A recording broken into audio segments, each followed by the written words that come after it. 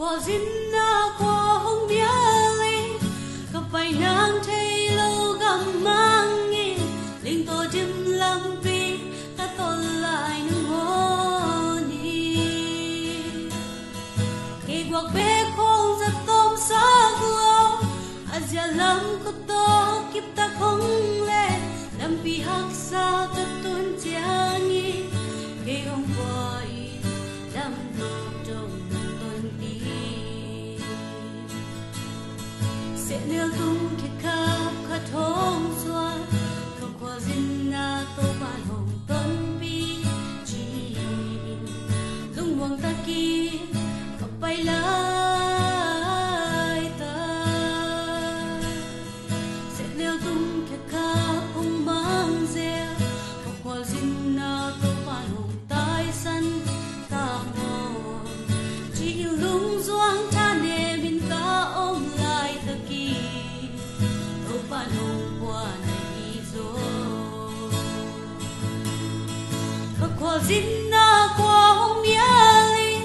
gặp phải nang thấy lâu gặp mang nghi linh to chim lâm pi các ta lại nâng ngón đi kỳ quặc bé không giật tôm xa mưa azia lắm có to kiếp ta không lẽ lâm pi hắc xa ta tuôn chia nghi kỳ hôm qua im lâm tôm trong tuần đi sẽ leo tung cái khắp khát hồng xoa khóc qua dính na tô ban hồng tuấn bi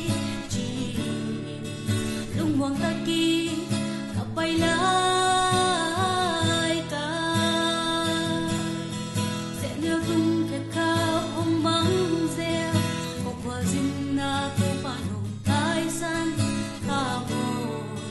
chỉ yêu lung doang ta nề mình ta ôm lại ta kia tô ban hồng qua này rồi khóc qua dính na qua hồng miali gặp phải nang thấy lâu gặp mang nghi linh to chim lâm pi các ta lại nâng ngón đi kỳ quặc bé không giọt tôm xa hương azia lắm có to kiếp ta không lẽ lâm pi hắc xa ta